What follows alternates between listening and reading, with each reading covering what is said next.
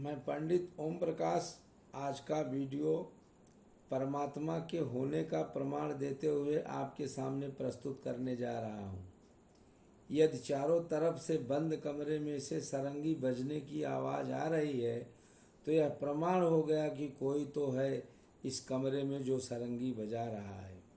कभी कमरा सारंगी नहीं बजा सकता, कोई व्यक्ति ही सारंगी बजा सकता है, लेकिन सारंगी बजाने वाला कौन व्यक्ति है यह प्रश्न है। क्योंकि जैसे शरीर अपने आप चल नहीं सकता, बोल नहीं सकता, अर्थात शरीर में से कोई बोल रहा है, शरीर नहीं बोल सकता, उसी तरह से बंद मकान सारंगी नहीं बजा सकता, बजाने वाला कोई और है। इस तरह से शरीर में बोलने वाला कोई बड़ा सामर्थ्यवान है। इस शरीर रूपी संसार को आधार देने वाला जीवात्मा के रूप में परमात्मा प्रमाणित रूप से विराजमान है। इसलिए जीवात्मा को जानना, जानकर उसको अपने हृदय में धारण करना, यही सर्वसम्मत ज्ञान है, बाकी सब अज्ञान है। यही सबसे बड़ा चमत्कार है जीवन का। बाकी चमत्कार अपने कर्म के संस्कारों पर आधारित है, अंधश्रद्धा पर नहीं। शरीर के लिए कर्म श्रेष्ठ है, सांसारिक जानकारी श्रेष्ठ है, शिक्षा श्रेष्ठ है, आत्मा के लिए ज्ञान श्रेष्ठ है, आत्म साक्षात्कार श्रेष्ठ है। जो सद्गुरु की शरण गति स्वीकारे बिना प्राप्त नहीं हो सकता। शास्त्रों के अध्ययन से यह पता चलता है कि अपने लक्ष्य को सही दिशा की तरफ ले जा रहे हैं कि नहीं। क्योंकि शास्त्रों पढ़ने के बाद भी लोगों के समझ में नहीं आता कि मैंने क्या पढ़ा।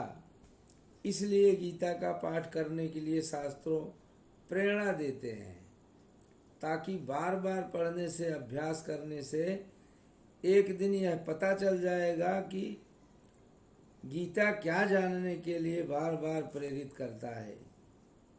इस प्रश्न का जवाब मिल जाएगा। बस गीता के पढ़ने का फल प्राप्त हो गया और वह अपने आत्मकल्याण के संशोधन में लग जाता है और सद्गुरु के खोज में निकल जाता है और अपने लक्ष्य प्राप्त कर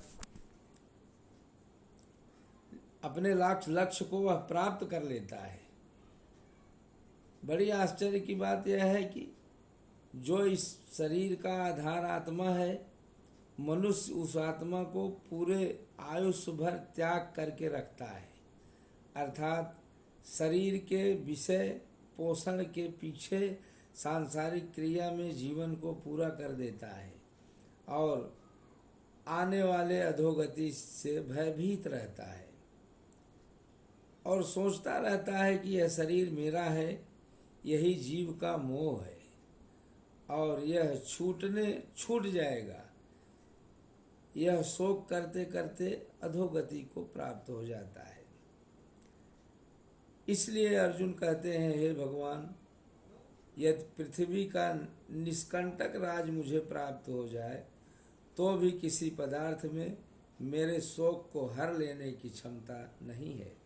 क्योंकि राजा तो पदार्थ का ही है, जो इंद्रियों के पकड़ में आता है सब पदार्थ ही है। इस स्थूल रूपी पदार्थ से बाहर निकलना बड़ा कठिन है, कोई रास्ता नहीं है, बड़ा अंधकार है। इसलिए सद्गुरु की शरण गति स्वीकार के स्थूल रूपी शरीर रूपी भयंकर बैतरणी नदी को पार कर लेना चाहिए।